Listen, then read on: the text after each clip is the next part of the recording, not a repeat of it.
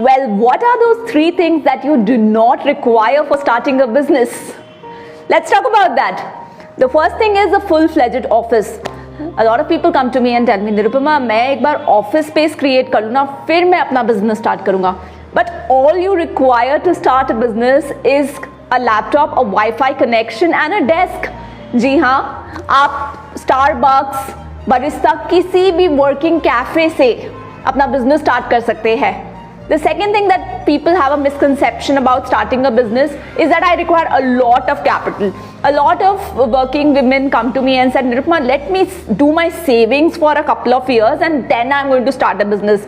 My dear, you do not require a lot of capital, but you require an idea that you can start testing on a small market. And finally, I need to be fluent in language. I need to be fluent in English if I have to start a business. Really? आज की date में आप business किसी भी language में कर सकते हैं, चाहे आपको हिंदी आती हो, मराठी आती हो, Tamil, Telugu, whatever vernacular language you know.